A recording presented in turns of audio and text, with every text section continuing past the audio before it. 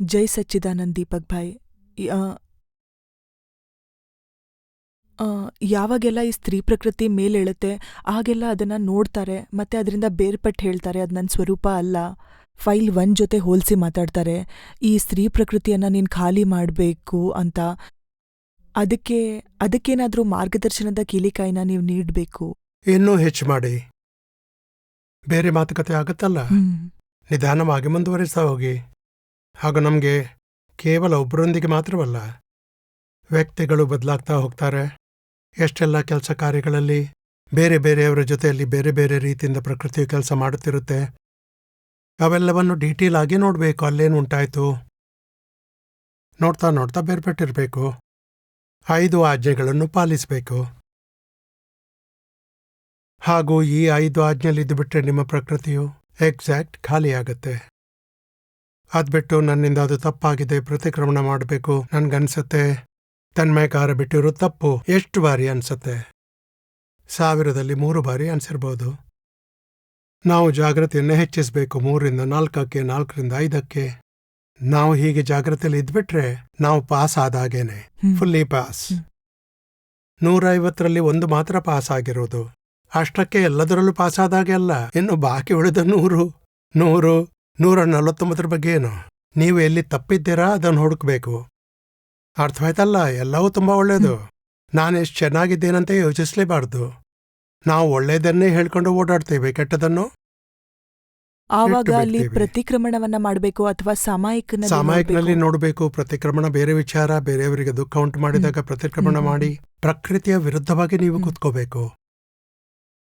ಅರ್ಥವಾಯ್ತಲ್ಲ? ಅಂದ್ರೆ ನಾವು ಚೆಕ್ ಮಾಡಬೇಕು. ಬೇವಿನ ಮರದ ಎಲೆಯಲ್ಲೂ ರೆಂಬೆಯಲ್ಲೂ ಬೇರಿನಲ್ಲೂ ಕೈ ಇರುವುದೇ ಆಗಿದೆ. ಹಾಗೇನೆ ನಮಗೆ ಬೇರೆಯವರು ಏನಾದರೂ ಹೇಳಬೇಕಿದ್ರೆ, ಹಾಗೆ ನಡೆದುಕೊಳ್ಬೇಕಿದ್ರೆ, ಹಾಗೆ ನೋಡ್ಬೇಕಿದ್ರೆ, ಬೇರೆಯವರು ಸ್ಪರ್ಶಿಸಿದ್ರೆ ಪ್ರಕೃತಿಯು ಬೇವಿನ ಮರದಂತೆ ನಾವು ಹುಡುಕ್ಬೇಕು. ಮಾವಿನ ಮರದಂತ ಆಗಿದೆ, ಆ ಮಾತು ಸುಳ್ಳು. ಅರ್ಥವಾಯ್ತಲ್ಲ? ನಾವು ನಿಧಾನವಾಗಿ ಎಲ್ಲೆಲ್ಲಿ ತನ್ಮಯಕಾರವಾಗಿ ಬಿಡ್ಲಾಗಿದೆ ಎನ್ನುವುದನ್ನು ಚೆಕ್ ಮಾಡಿದ್ರೆ ನಮ್ಗೆ ಗೊತ್ತಾಗತ್ತೆ. ಇನ್ನು ಬಹಳಷ್ಟು ಬಾಕಿ ಇದೆ. ಆದರೆ ಮುಖ್ಯವಾದ ವಿಚಾರ ಏನಂದ್ರೆ, ಮೊದಲನೇದು ಏನೇನು ಇಷ್ಟವಾಗುತ್ತೆ ಕಂಡುಹಿಡೀರಿ. ಇಡೀ ದಿನದಲ್ಲಿ ಏನೆಲ್ಲ ಇಷ್ಟವಾಗಿದೆ, ಹೀಗೆ ಎಲ್ಲವನ್ನೂ ಒಂದೊಂದಾಗಿ. ಅದೇನಂದ್ರೆ ಪ್ರಕೃತಿಯಲ್ಲಿ ಬಹಳಷ್ಟು ಫೇಸಸ್ ಇರುತ್ತವೆ. ಹೇಗೆ ಒಂದು ಪಕ್ಕದಲ್ಲಿ 0 ಇಟ್ರೆ 10, ಇನ್ನೊಂದು 0 ಇಟ್ರೆ 100, ಹೀಗೆ ಬಹಳಷ್ಟು ಫೇಸಸ್, 1000 ಫೇಸಸ್ ಇರುತ್ತವೆ. ನಾವು ಒಂದನ್ನೇ ನೋಡ್ಕೊಡ್ದು ಇಡೀ ದಿನ ವಾಚ್ ಮಾಡಿ, ಪ್ರಕೃತಿಯ ನೋಂದಣಿ ಮಾಡಿ, ಪ್ರಕೃತಿಯಲ್ಲಿ ಎಷ್ಟು ದೋಷ ಇದೆ ಅಂತ ಗೊತ್ತಾಗತ್ತೆ. ನಿಧಾನವಾಗಿ ಬಗೆಹರಿಸಬೇಕು. 5 ಆಜ್ಞೆಗಳ ಕಡೆಗೆ ಹೋಗ್ಬೇಕು. ತಪ್ಪಿ ಹೋಗಿದ್ರೆ ಮತ್ತೆ ಆಜ್ಞೆಗಳ ಕಡೆಗೆ ಬರಬೇಕು. ನಿಧಾನವಾಗಿ ಎಲ್ಲ ತೆರೆಯುತ್ತೆ. ಜೈ ಸಚ್ಚಿದಾನಂದ್. ದೀಪಕ್ ಭಾಯ್, ಈ 10ನೇ ಆಪ್ತವಾಣಿಯಲ್ಲಿ ಬರುತ್ತೆ, ಅಲ್ಲೊಂದು ಉದಾಹರಣೆ ದಾದ ಕೊಟ್ಟಿದ್ದಾರೆ. ನಾನು ಕೆಳಗ್ ಬಂದೆ ಅನ್ನೋ ಬಿಲೀಫ್ ಇರೋವರೆಗೆ ಅದು ಅಹಂಕಾರ. ನಂತರ ಅದನ್ನ ಬಾಯ್ಬಿಟ್ಟು ನಾನು ಕೆಳಗ್ ಬಂದೆ ಅಂತ ಹೇಳಿದ್ರೆ ಅದು ಮಾನ ಅಂತ.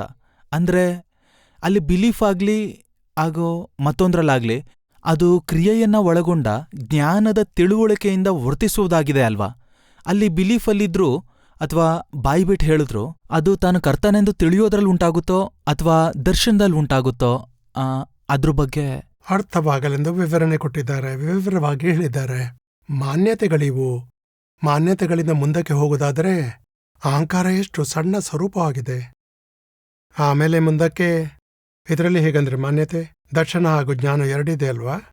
ದರ್ಶನ ಅಂದರೆ ಏನೋ ಇದೆ, ನಂತರ ಏನಿರಬಹುದು ಎನ್ನುವಾಗ ಜ್ಞಾನೋದಯವಾಗತ್ತೆ. ಇಲ್ಲಿ ಏನೋ ಮಾಡಿದ್ದೇನೆ ಎನ್ನುವ ಊಹೆ ಉಂಟಾಗಿದೆ, ಅದು ಅಹಂಕಾರ ಬಿಲೀಫ್ ರೂಪದಲ್ಲಿ ದರ್ಶನದಲ್ಲಿ. ನಂತರ ನಾನಲ್ಲಿಗೆ ಹೋದೆ, ಹಾಗ್ ಮಾಡಿದೆ, ಹೀಗ್ ಮಾಡಿದೆ, ಇವೆಲ್ಲ ವಿವರಣೆ.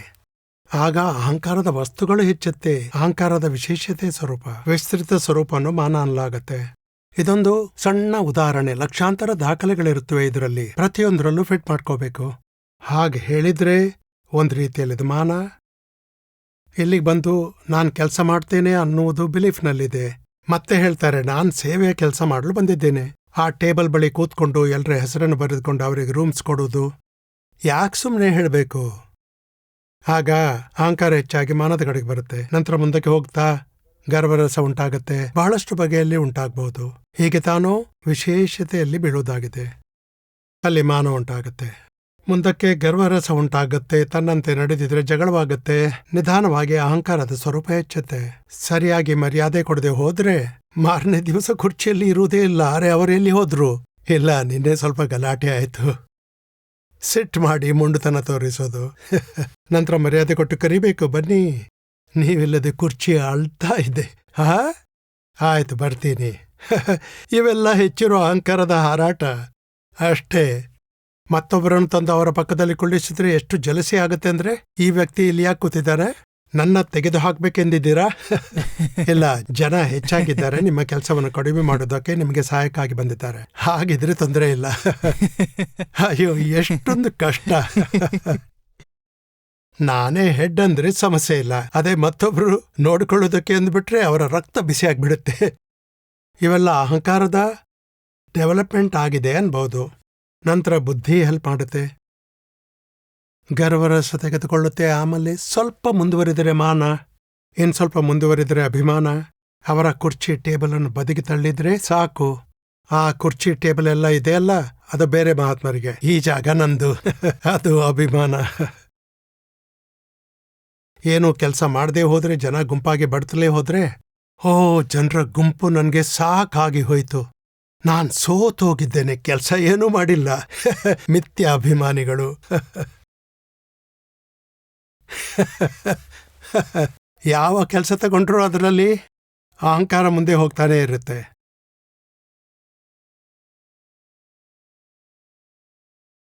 ಮತ್ತೆ ಇನ್ನು ಮಾನವುಳ್ಳವ್ರು ಹೇಳ್ತಾರೆ, ಇಂಥ ಮುರುಕಲು ಟೇಬಲ್ ಕುರ್ಚಿ ಕೊಟ್ಟಿದ್ದೀರಾ, ಇದೆಂಥದ್ದು, ನನಗೆ ಚೆನ್ನಾಗಿರೋ ಕುರ್ಚಿ ಟೇಬಲ್ ಕೊಡಿ ಅಂತಾರೆ. ನಾನು ಕೆಲಸ ಮಾಡುವಾಗ ಬೇರೆಯವರು ನನ್ನ ಕುರ್ಚಿ ನಡಿ ಹೇಳ್ತಾರೆ, ಈ ಕುರ್ಚಿಯಲ್ಲಿ ಕೂತಿದ್ದಾರೆ. ಅಂದ್ರೆ ಅವರ ಮಾನ ಏನೇನೋ ಡಿಮಾಂಡ್ ಮಾಡ್ತಾ ಹೋಗುತ್ತೆ. ಅಲ್ಲಿ ಮಾನವ ಮತ್ತೊಂದು ಗೊತ್ತಾಗದೇ ಇದ್ರೂ ಅವೆಲ್ಲವೂ ಪಿಯೂಷ್ನ ಕಸ ಎಂದು ತಿಳಿಬೇಕು. ಹಾಟಿಲಿ ಮಾಡಿದ್ರೆ ಅವರು ಬುದ್ಧಿಯಿಂದ ಮಾಡಲ್ಲ. ಅಂಥವ್ರು ಸಿನ್ಸಿಯರ್, ಏನ್ ಸೇವೆ ಸಿಕ್ಕಿದ್ರು ನನಗೆ ದಾದಾರೋ ಕೆಲಸ ಮಾಡಲು ಸಿಕ್ಕಿದೆ. ಅದೇ ಅಹಂಕಾರ ಇದ್ರೆ ಅಹಂಕಾರಕ್ಕೆ ಬುದ್ಧಿ ಸಪೋರ್ಟ್ ಮಾಡಲು ಬರುತ್ತೆ. ಹಾಟಿಲಿರುವವರಿಗೆ ಸಿನ್ಸಿಯರಿಟಿ ಇರುತ್ತೆ, ಇವರದ್ದು ಬೇರೆನೆ, ಬುದ್ಧಿ ಇರುತ್ತಲ್ಲ ಅವರಿಗೆ. ಅಂಥವ್ರು ಕೆಲಸ ಮಾಡ್ತಾರೆ ನಿಜ, ಆದ್ರೆ ಮತ್ತೆ 2 ಗಂಟೆಯಿಂದ 5 ಗಂಟೆವರೆಗೆ ಕುರ್ಚಿಯಲ್ಲೇ ಇರುವುದಿಲ್ಲ. ಯಾಕೆ? ಸ್ವಲ್ಪ ವಿಶ್ರಾಂತಿ ಬೇಕೋ ಬೇಡವೋ, ಇಡೀ ದಿನ ಕೆಲಸ ಮಾಡಬೇಕಾಗತ್ತೆ. ಎಷ್ಟು ಜನರನ್ನ ಹ್ಯಾಂಡಲ್ ಮಾಡಬೇಕು. ಅವರು ಯಾವಾಗಲೂ ಸರಿಯಾಗಿ ನಿದ್ದೆ ಮಾಡ್ತಾರೆ, ಆರಾಮದಿಂದ ಊಟ ಮಾಡ್ತಾರೆ. ಅಪ್ರಾಮಾಣಿಕತೆ ಖುಷಿಯಾಗತ್ತೆ ಅವರಿಗೆ. ಹಾಟಿಲಿ ಪಾಪ ಸಿನ್ಸಿಯರ್ ಇರ್ತಾರೆ. 1 ಗಂಟೆಗೆ ಎಲ್ರೂ ಬರ್ತಾರಾ, ನೋಡಿ ನಾನು 12ವರೆಗೆ ಹೋಗಿ 1 ಗಂಟೆ ಒಳಗೆ ಬರ್ತೀನಿ, ತಕ್ಷಣ ವಾಪಸ್ ಬರ್ತೀನಿ ಹೇಳ್ತಾರೆ. ಮತ್ತೊಬ್ಬರು ಹೇಳ್ತಾರೆ, ಎಷ್ಟು ಕೆಲಸ ಮಾಡೋದು, ಜನರು ಬರ್ತಾನೇ ಇರ್ತಾರೆ, ಬುದ್ಧಿ ತೋರಿಸ್ಕೊಡುತ್ತೆ. ಹಾಟಿಲಿ ಅವರು ಸಿನ್ಸಿಯರ್ ಇರ್ತಾರೆ, ಸುಳ್ಳು ಹೇಳೋದಿಲ್ಲ, ಹೇಳಿ ಕೊಟ್ಟದನ್ನು ಮಾಡ್ತಾರೆ. ಆಯಾಸವಾಗಿದ್ರು ಸಹ ಇನ್ನೇನು ಸ್ವಲ್ಪ ಮುಗಿಸಿಬಿಟ್ರೆ ರಾತ್ರಿ ಮಲಗ್ಬೋದು, ಎಷ್ಟು ಸೇವೆ ಮಾಡಲಿ ಸಿಕ್ಕಿದೆಯಲ್ಲ, ಇದು ನನ್ನ ಜವಾಬ್ದಾರಿ ಅಂತ ಹೇಳ್ತಾರೆ. ನಾನ್ ಮಾಡ್ಲೇಬೇಕಲ್ಲ ಅಂತಾರೆ. ಅವರಲ್ಲಿ ಆಯ್ಕೆ ಬುದ್ಧಿ ಉಂಟಾಗೋದಿಲ್ಲ, ಹಸ್ತಕ್ಷೇಪದ್ದು. ಇವೆಲ್ಲ ಹೇಗೆಂದ್ರೆ, ಒಂದೇ ಕಾರ್ಯದಲ್ಲಿ ಎಲ್ಲಾ ರೀತಿ ದೋಷಗಳು ಜಾಯಿಂಟ್ಲಿ ಸೇರಿಕೊಂಡಿವೆ. ಎಷ್ಟು ಕಾರ್ಯದ ಮಹತ್ವತೆ ತನ್ನೊಳಗೆ ಹೆಚ್ಚುತ್ತಾ ಹೋಗುತ್ತೆ, ಅಷ್ಟು ತನಗೆ ಅದರಲ್ಲಿ ಹಿಡಿತ ಹೆಚ್ಚಾಗತ್ತೆ, ಮೋಹ ಹೆಚ್ಚಾಗತ್ತೆ, ಜಗಳ ಹೆಚ್ಚಾಗತ್ತೆ. ಎಷ್ಟು ಕಾರ್ಯದ ಹಿಡಿತ ಬಿಟ್ಟು ಬಿಡಲಾಗತ್ತೆ, ರಿಲೇಟಿವ್ ಅನ್ನು ಡಿವ್ಯಾಲ್ಯೂಯೇಷನ್ ಮಾಡಲಾಗತ್ತೆ. ಎಲ್ಲಾ ದೋಷಗಳು ತಮ್ಮಷ್ಟಕ್ಕೆ ಡಿಸಾಲ್ವ್ ಆಗುತ್ತಾ ಹೋಗುತ್ತೆ. ಇದು ನಾವು ಹೇಳ್ತೇವಲ್ಲ, ಮಾನ ಹೆಚ್ಚಾಗಿದೆ, ಕ್ರೋಧ ಹೆಚ್ಚಾಗಿದೆ, ಮೋಹ ಹೆಚ್ಚಿದೆ, ಎಲ್ಲವೂ ನಡಿಬೇಕು. ಇವೆಲ್ಲವೂ ಎಲ್ಲೋ ವಸ್ತು ಸ್ಥಾನಕ್ಕೆ ಮಹತ್ವ ಕೊಟ್ರೆ, ಸೇವಾ ಕಾರ್ಯದಲ್ಲಿ ಮಹತ್ವ ಕೊಟ್ರೆ, ಆಗ್ರಹ ಇಟ್ಕೊಂಡ್ರೆ ಎಲ್ಲ ಥರದ ಕಷಾಯಗಳು ಎದ್ದು ಬರುತ್ತವೆ. ಡಿವ್ಯಾಲ್ಯೂ ಮಾಡ್ತಾ ಹೋದ್ರೆ ಅಥವಾ ಅದನ್ನು 0 ಮಾಡಿಬಿಟ್ರೆ, ಮಾಡುವವ ನಾನಲ್ಲ, ನಾನ್ ಶುದ್ಧಾತ್ಮ, ದಾದಾವರ ಜಗತ್ ಕಲ್ಯಾಣ ಕೆಲಸ ಆಗ್ಬೇಕು, ನನ್ನಿಂದ ಅಥವಾ ಬೇರೆಯವರಿಂದ ಕೆಲಸ ಚೆನ್ನಾಗಿ ಆಗ್ಬೇಕು, ನನ್ನಿಂದ ಆಗೋಷ್ಟು ಮಾಡ್ತೇನೆ, 20 ಗಂಟೆಯಾದರೂ ಸರಿ, ನಾನ್ ಸಿದ್ಧ, ಬೇರೆಯವರಿಗೂ ಲಾಭ ಸಿಗ್ಲಿ. ನೊಬಿಲಿಟಿ ಇರಬೇಕು, ಸಂಕುಚಿತ ಮನೋಭಾವನೆ, ಎಲ್ಲ ದುರ್ಗುಣ ದೋಷಗಳು ಕೇವಲ ಆ ಕುರ್ಚಿ ಹಾಗೂ ತಾನು ಇವೆರಡರ ಮಧ್ಯೆ ಎದ್ದು ನಿಲ್ಲುತ್ತೆ. ಬ್ಯಾಟಕ್ ಹಾಗೂ ತಾನು. ಬ್ಯಾಟಕ್ ಮೇಲೆ ಹೆಚ್ಚು ಮಮತೆ ಇದ್ರೆ ಜಗಳಗಳು ಹೆಚ್ಚಾಗತ್ತೆ, ಒಡೆತನ ಹೆಚ್ಚಿದ್ರೆ ಜಗಳಗಳು ಹೆಚ್ಚು. ಬ್ಯಾಟಕ್ನ ಮೋಹ ನಶಿಸ್ತಾ ಹೋದ್ರೆ ಜಗಳಗಳು 0. ಬ್ಯಾಟಕ್ ಬಗ್ಗೆ ನಾವು ವಿತರಾಗರಾದ್ರೆ ಮಹಾತ್ಮರಾಗ್ತೀರಾ. ಈ ವಿಜ್ಞಾನವನ್ನು ಅರ್ಥ ಮಾಡ್ಕೋಬೇಕು. ಪ್ರತಿಯೊಂದು ಸ್ಟೇಜ್ನಲ್ಲೂ ನಾವು ಅದರಿಂದ ಬೇರ್ಪಟ್ಟಿರಬೇಕು. ಹೀಗೆ ಅದು 1 ಬೈಟಗಿದ್ರೆ 1, 100 ಇದ್ರೆ 100, 1000 ಆದ್ರೆ 1000. ಎಷ್ಟು ಮಾನ್ಯತೆಗಳಿವೆ, ಅರ್ಥವಾಯ್ತಲ್ಲ?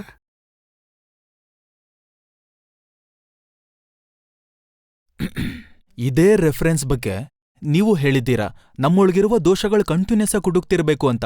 ಇದ್ರಿಂದ ನಮ್ಗೆ ಆತ್ಮದ ಆನಂದ ಹೊರಟೋಗುತ್ತೆ ಅಲ್ವಾ? ಆ ಸಮಯದಲ್ಲಿ ಹೇಗೆ ಆನಂದವಾಗಿರೋದಕ್ ಸಾಧ್ಯ? ಕಂಟಿನ್ಯೂಸ್ ಆಗಿ ಕುಟುಕ್ತಾ ಇರುತ್ತೆ.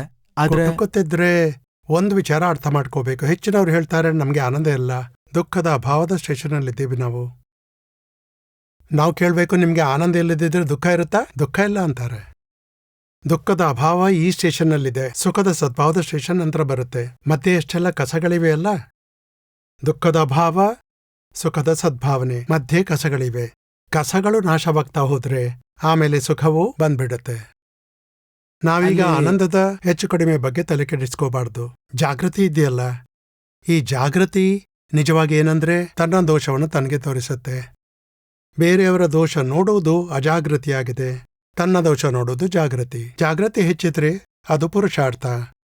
ನಿಮ್ಗೆ ಕೌಶಿಕ್ನ ತಪ್ಪುಗಳು ಕಾಣಿಸಿದ್ರೆ ನೀವು ಮುಂದುವರಿದಂತೆ. ಅದ್ಬಿಟ್ಟು ನಾನ್ ಸರಿ ಬೇರೆಯವರು ಸರಿಯಲ್ಲ ಎಂದಾಗ ನೀವು ಹಿಂದೆ ಬಿದ್ದಂತೆ. ಹಾಗೂ ಈ ಭಕ್ತಿಯ ಆನಂದ ಏನಿದೆ ಅದು ಯಾವ ರೀತಿಯಿಂದ ಆತ್ಮದ ಆನಂದಕ್ಕಿಂತ ಬೇರೆ? ಭಕ್ತಿಯ ಆನಂದ ಬೇರೆ ವಿಚಾರ. ಆದರೂ ನಾವು ಸಹ ಭಕ್ತಿಯಿಂದ ದಾದಾ ಭಗವಾನ್ರ ಸಿಮಂದರ್ ಸ್ವಾಮಿಯ ಭಕ್ತಿಯನ್ನು ಮಾಡ್ತೇವೆ. ಅದು ಪ್ರಶಸ್ತರಾಗದ ವಿಚಾರ, ಅದು ಒಳ್ಳೆಯದು. ನೀವು ಭಕ್ತಿಯ ವಿಚಾರದಲ್ಲಿ ಸ್ಪರ್ಧೆ ಮಾಡೋಕೆ ಹೋದರೆ ಅವರಿಗೆ ಹಾಡಲು ಬರೋದಿಲ್ಲ, ಅವರನ್ನು ಹೊರಗೆ ತೆಗೀರಿ, ನನ್ ಕೊಡಿ, ನಾನ್ ಮಾಡಿಸ್ತೀನಿ ಅಂದ್ರೆ ಆ ಆನಂದ ಅಹಂಕಾರದ ಆನಂದ. ಭಕ್ತಿಯಿಂದ ಹಾರ್ಟ್ ವಿಕಾಸಗೊಳ್ಳುತ್ತೆ, ಬುದ್ಧಿ ಅಹಂಕಾರ ಡೌನ್ ಆಗುತ್ತೆ. ಅದು ಒಳ್ಳೆ ವಿಚಾರ. ನಾವು ಹೇಳಬೇಕು, ಚೆನ್ನಾಗಿ ಹಾಡು ಕೌಶಿಕ್ ಭಾಯ್. ಅವನು ಹಾಡ್ತಾನೆ, ನಾವು ತಿಳ್ಕೋಬೇಕು, ಓಹೋ ಕೌಶಿಕ್ ಭಕ್ತಿಯಿಂದ ಏಕಾಕಾರ ಹಾಡ್ತಿದ್ದಾನೆ. ಅದು ಒಳ್ಳೇದು, ಭಕ್ತಿ ಉತ್ತಮ ವಿಚಾರ. ಮನಸ್ಸು, ಚಿತ್ತ, ಬುದ್ಧಿ, ಅಹಂಕಾರ ಸಂಪೂರ್ಣ ಅಂತಃಕರಣ ತನ್ಮಯಕಾರಗೊಂಡು ಭಕ್ತಿ ಮಾಡಬೇಕು. ಕೌಶಿಕ್ ಹೇಳಬೇಕು, ಚೆನ್ನಾಗಿ ಹಾಡು.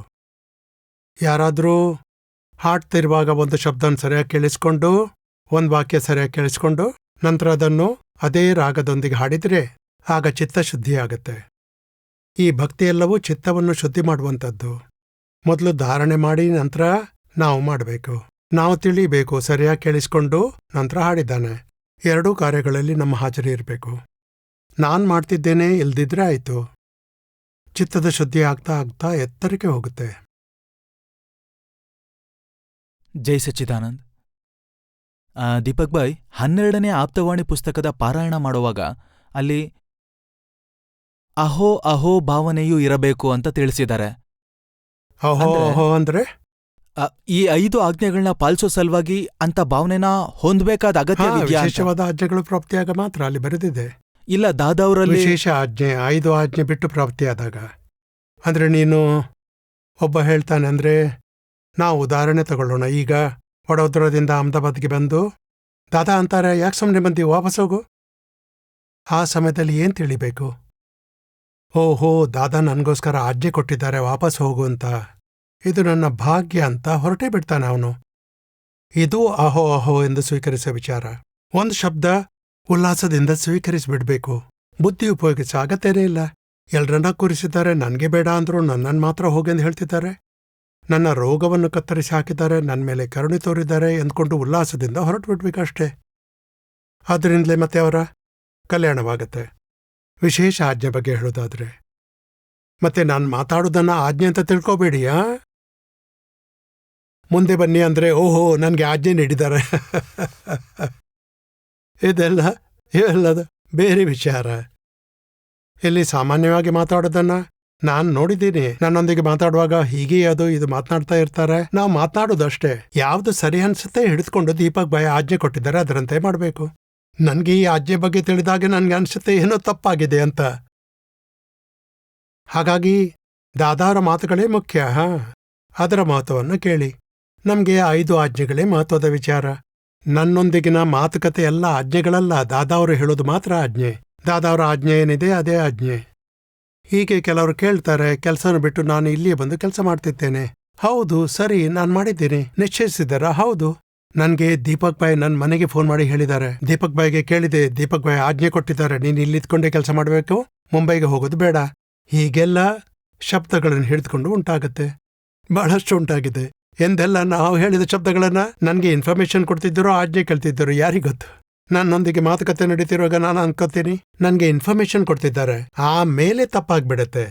ನಿಮ್ಮ ಬಗ್ಗೆ ಹೇಳ್ತಿಲ್ಲ, ಜನರಲ್ ಆಗಿ ಹೇಳ್ತೀನಿ. ಹಾಗಾಗಿ ನಾವು 5 ಆಜ್ಞೆಗಳನ್ನು ಮುಖ್ಯವಾಗಿಟ್ಕೊಂಡು ಅದರಲ್ಲಿಯೇ ಮುಂದೆ ಸಾಗಬೇಕು. ಯಾಕಂದ್ರೆ ಇವೆಲ್ಲ ಅದೇ ಹೇಳ್ತಾರಲ್ಲ, ಈ 5 ಆಜ್ಞೆಗಳು ಮುಖ್ಯ ಅಂದ್ಕೊಂಡ್ರೆ ಈ ಬುದ್ಧಿಯ ಕುತಂತ್ರ ನಿಂತುಬಿಡುತ್ತೆ. ಇಲ್ದೇ ಹೋದ್ರೆ ಬುದ್ಧಿಗೆ ಇಷ್ಟವಾದದ್ದನ್ನು ಹೇಗಾದರೂ ಮಾಡಿ ತನ್ನಿಷ್ಟದಂತೆ ಮಾಡಿಕೊಂಡು ನಂತರ ಹೇಳೋದು ಆಜ್ಞೆ ಆಜ್ಞೆ ಆಜ್ಞೆ ಆಜ್ಞೆ. ನಾನು ಹಾಗೆ ಮಾಡಬೇಕೋ ಬೇಡವೋ ಏನೆಲ್ಲ ಕೇಳ್ತಾರೆ. ನಂತರ ಅವ್ರಿಗೇನ್ ಬೇಕೋ ಅದನ್ನೇ ಮಾಡಿಬಿಡ್ತಾರೆ. ನಂತರ ಮೆಲ್ಲಗೆ ಕುಳಿತಲಿಂದ ಎದ್ದು ಹೋಗ್ಬಿಡುವುದು. ದೀಪಕ್ ಭಾಯ್ ಹೇಳಿದ್ದಾರೆ ಹಾಗೆ ಮಾಡಬೇಕು, ಅವ್ರಿಗೇನ್ ಬೇಕೋ ಅದನ್ನೇ ಮಾಡೋದು. ಹೀಗೆಲ್ಲ ಗೊಂದಲ ಬುದ್ಧಿ ಇಂಥ ಕೆಲಸ ಮಾಡುತ್ತೆ. ವ್ಯಾವಹಾರಿಕ ವಿಚಾರಗಳಿಗೆ ವ್ಯವಸ್ಥಿತದ ಪ್ರೇರಣೆ ನಮ್ಮೊಳಗೆ ಉಂಟಾಗತ್ತೆ. ಸಂಭಾವದಿಂದ ಬಗೆಹರಿಸಿ ಶುದ್ಧಾತ್ಮದಲ್ಲಿ ಇದ್ಕೊಂಡು ಇದೇ ನಮ್ಗೆ 5 ಆಜ್ಞೆ ಜ್ಞಾನದ ರಸ್ತೆ, ಸರಿಯಾದ ರಸ್ತೆ ಅಷ್ಟೇ. ದೀಪಕ್ ಭಾಯ್, ಆದ್ರೆ ನಾನೇನ್ ಕೇಳ್ತಿದ್ದೀನಿ ಅಂದ್ರೆ, ಈ ಅಹೋ ಅನ್ನೋ ಭಾವನೆ ಏನುಂಟಾಗುತ್ತೆ ಅದು ವ್ಯವಸ್ಥಿತದ ಅಧೀನದಲ್ಲಿರುತ್ತೋ ಅಥವಾ ನಮ್ಮ ತಿಳುವಳಿಕೆ ಅಧೀನದಲ್ಲಿ? ಜೈ ಸಚ್ಚಿದಾನಂದ್ ದೀಪಕ್ ಭಾಯ್. ನನಗೇನ್ ತಿಳ್ಕೊಬೇಕಿತ್ತಂದ್ರೆ, ಜಡ ಹಾಗೂ ಚೇತನ ಎರಡೂ ಪರಸ್ಪರವಾಗಿ ಒಂದಕ್ಕೊಂದು ಸೇರ್ಕೊಳ್ಳೋದ್ರಿಂದ ಫಸ್ಟ್ ಸ್ಟೇಜ್ನ ವಿಭಾಗ ಉತ್ಪನ್ನ ಆಗತ್ತೆ. ಅದೇ ಅಹಂ. ಈ ಅಹಂ ಅನ್ನೋದೇನಿದೆ, ಇದೇ ದೇಹದಾಸ್ಯದ ಮೂಲ ರೂಟ್ ಕಾಸ್ ಆಗಿದೆಯಾ ಅಥವಾ ಏನು, ಇದನ್ ತಿಳ್ಕೊಬೇಕಿತ್ತು. ಹೌದು. ಮತ್ತೆ ಈ ಮೋಹನೀಯ ಆವರಣ ಅಂತ ಹೇಳ್ತೀವಲ್ಲ, ಅದು ಅಲ್ಲಿಂದಾನೇ ಸ್ಟಾರ್ಟ್ ಆಗತ್ತಾ, ಅದರಿಂದಾನೇ ಆಗತ್ತಾ, ಹೇಗೆ? ಅದರಿಂದಲೇ ಶುರುವಾಗತ್ತೆ. ಅದು ಮುಂದುವರಿದ್ರೆ ಎಲ್ಲವೂ ಆಗತ್ತೆ. ಅಲ್ಲಿಂದ ಆಮೇಲೆ ಸೆಕೆಂಡ್ ಸ್ಟೇಜ್ನ ವಿಭಾವ ಶುರುವಾಗುತ್ತೆ. ನಂತರ ಎಲ್ಲ ಉತ್ಪನ್ನವಾಗತ್ತೆ, ಮೋಹನೀಯ ಉತ್ಪನ್ನವಾಗತ್ತೆ, ಎಲ್ಲ ಉತ್ಪನ್ನವಾಗತ್ತೆ. ಅಂದ್ರೆ ಈ ಮೂಲ ದೇಹಧ್ಯಾಸದ ಅಜ್ಞಾನದಿಂದಾಗಿ ಏನು ಸುತ್ಕೊಂಡಿರುತ್ತೋ, ಈ ಸುತ್ಕೊಂಡಿರೋದ್ರಲ್ಲಿ ಬೇರೆ ವಿಚಾರದಲ್ಲೂ ಅವಳು ನನ್ನ ಮಗಳಲ್ಲ, ಅವ್ನು ನನ್ನ ಹಸ್ಬೆಂಡ್ ಅಲ್ಲ, ಹೀಗೆಂದು ಎಲ್ಲದ್ರಿಂದ ಬಿಡಿಸ್ಕೊಳ್ಬೇಕು. ಆದ್ರೆ ಅದ್ ಹೇಗ್ ಸುತ್ಕೊಂಡಿತ್ತು ಅದೇ ರೀತಿ ಬಿಡಿಸ್ಕೊಳ್ಬೇಕು. ಕೇವಲ ನೋಡಿ ಖಾಲಿ ಮಾಡ್ಬೇಕು ಅಲ್ವಾ? ಕೆಲಸನೇ ಅಲ್ಲ. ದಾದಾ ಯಾವ ಜ್ಞಾನ ನೀಡಿದ್ದಾರೆ ಆ ಜ್ಞಾನದಿಂದಲೇ ಎಲ್ಲ ಬದಲಾವಣೆ ಆಗುತ್ತೆ. ಅಲ್ಲದೆ ನಾವಂತೂ ತುಂಬಾ ದೂರದಲ್ಲಿರೋ ಹೊರಗಿನ ಕಸವನ್ನು ಸ್ವಚ್ಛ ಮಾಡ್ತೀವಿ. ಮಗಳು ನನ್ನವಳಲ್ಲ ಎಂದು ಹೇಳುತ್ತಿರುವುದು ಸಹ ನಾವಲ್ಲ. ಅಷ್ಟೊಂದು ಮುಂದಿನ ಸೂಕ್ಷ್ಮ ವಿಚಾರ. ಹಾಗಾಗಿ ನಮ್ಗೆಷ್ಟು ನಿಜವಾಗಿದೆ. 2 ತತ್ವಗಳು ಸೇರಿಕೊಳ್ಳುವುದರಿಂದ ವಿಭಾವ ಉತ್ಪನ್ನವಾಗಿದೆ. ನಾವೀಗ 5 ಆಜ್ಞೆಗಳಲ್ಲಿ ಇರಬೇಕು. ಅವಳು ನನ್ನ ಮಗಳಲ್ಲ ಎಂದು ಹೇಳಿದ್ಮೇಲೆ ಅವಳನ್ನು ಏನಂತ ತಿಳಿಬೇಕು? ಆಗ ಫೈಲ್ ಅಂತ ತಿಳಿಬೇಕು. ಅದನ್ನು ವ್ಯವಸ್ಥಿತ ಅನ್ಬೇಕು. ಒಳಿತು ಕೆಡುಕು 2 ವ್ಯವಸ್ಥಿತ. 5 ಆಜ್ಞೆಗಳನ್ನು ಹಿಡಿದು ಮುಂದೆ ಸಾಗೋಣ. ಇವೆಲ್ಲ ಜನ್ಮಾನುಜನ್ಮಗಳ ಅವ್ಯವಸ್ಥೆ. ಒಮ್ಮೊಮ್ಮೆ ಈ ವಿಜ್ಞಾನವನ್ನು ತಿಳ್ಕೋಬೇಕು. ಅದು ಬಿಟ್ಟು ದಿನಾಲೂ ಅಲ್ಲ. ಪ್ರತಿನಿತ್ಯಕ್ಕೆ 5 ಆಜ್ಞೆಗಳು. ಯಾರಿಗಾದರೂ ದುಃಖವಾದರೆ ಪ್ರತಿಕ್ರಮಣ, ನಾನು ಶುದ್ಧಾತ್ಮ. ಇಷ್ಟನ್ನು ಹೆಚ್ಚೆಚ್ಚು ಮಾಡಬೇಕಾಗಿರೋ ದೊಡ್ಡ ವಿಚಾರ. ಮತ್ತೊಂದೇನಂದ್ರೆ, ನಾವು ಸತ್ಸಂಗದಲ್ಲಿ ಕೂತ್ಕೊಂಡಿರ್ತೀವಲ್ಲ, ಈ ಕ್ರೋಧ, ಮಾನ, ಮಾಯ, ಲೋಭ, ಅಹಂಕಾರ ಇವೆಲ್ಲವುಗಳ ಬಗ್ಗೆ ಅರ್ಥ ಆಗ್ತಾ ಹೋಗುತ್ತೆ. ಹೀಗ್ ತಿಳಿಯೋದೆಲ್ಲ ಸಮ್ಯಕ್ ಬುದ್ಧಿಯಿಂದಾನೇ, ಸಮ್ಯಕ್ ಜ್ಞಾನದಿಂದನಾ? ಯಾಕಂದ್ರೆ ಈ ಮೊದಲು ನೀವ್ ಹೇಳಿದ್ರಿ ಇವೆಲ್ಲ ಬುದ್ಧಿಯ ಮೊಳಕೆ ಅಂತ. ಅದು ಚಿಗುರೊಡ್ದಾಗ್ಲೇ ನಾವು ಚ್ಯೂಟ್ ಹಾಕ್ಬೇಕು ಅಂತ. ಹಾಗಿರುವಾಗ ಇದನ್ನೆಲ್ಲ ಬುದ್ಧಿಯಲ್ಲಿದ್ದಾಗ್ಲೇ ತಿಳ್ಕೊಳ್ಬೇಕು ಅಂತ ಹೇಳ್ತಾರೆ. ಹಾಗಾದ್ರೆ ಸಮ್ಯಕ್ ಬುದ್ಧಿ ಅಂತ ಇದಕ್ಕೆ ಹೇಳ್ತಾರಲ್ಲ? ಸಮ್ಯಕ್ ಬುದ್ಧಿ ಕೆಟ್ಟದ್ರಿಂದ ಒಳ್ಳೆಯದರ ಕಡೆಗೆ ಬರುವುದಕ್ಕೆ ಅಥವಾ ಆತ್ಮದ ಕಡೆ ಬರುವುದಕ್ಕೆ. ಈ ಬುದ್ಧಿ ಬೇರೆ ವಿಚಾರ, ಅದು ಪ್ರಜ್ಞೆಯಿಂದ ಆಗಿದೆ. ಅಹಂಕಾರವನ್ನು ಬೇರಿಟ್ಟು ನೋಡುವುದು ಪ್ರಜ್ಞೆಯ ಕೆಲಸವಾಗಿದೆ. ಕೆಟ್ಟದ್ರಿಂದ ಒಳ್ಳೆಯದರ ಕಡೆಗೆ ಬರುವುದು ಬುದ್ಧಿಯ ಕೆಲಸ.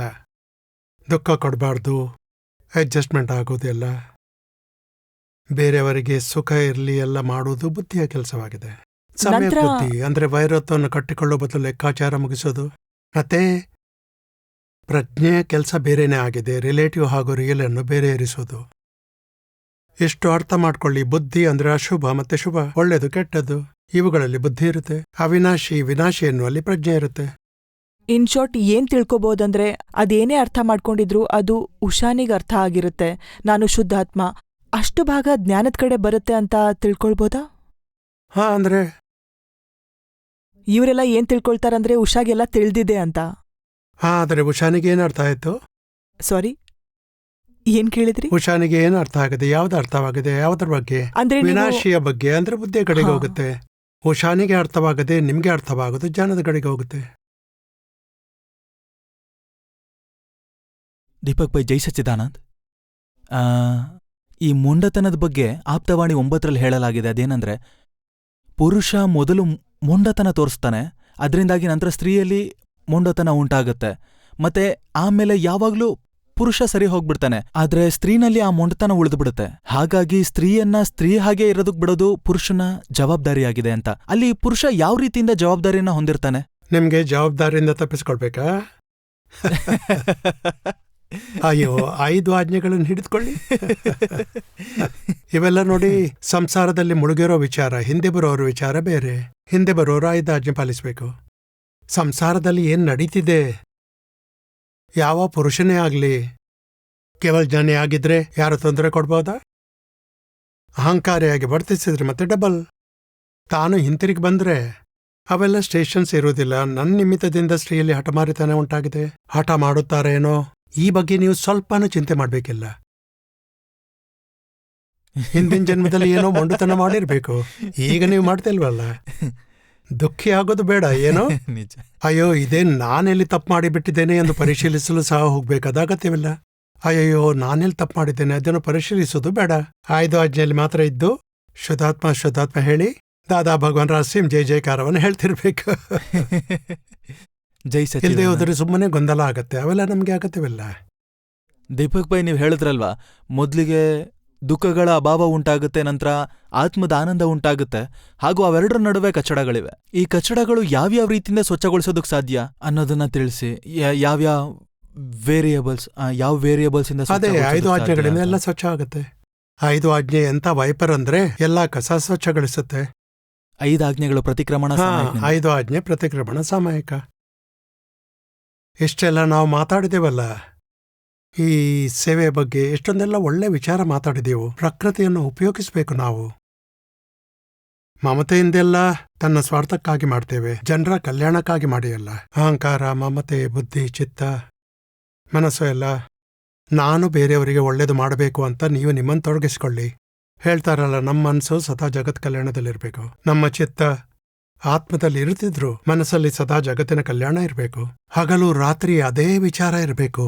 ಅದರ ಫಲ ಮತ್ತೆ ಈ ಕಸವೆಲ್ಲ ನೀವು ಸೇವೆ ಮಾಡುವ ಸಲುವಾಗಿ ಟೇಬಲ್ ಬಳಿ ಕೂತಿದ್ದೀರಿ.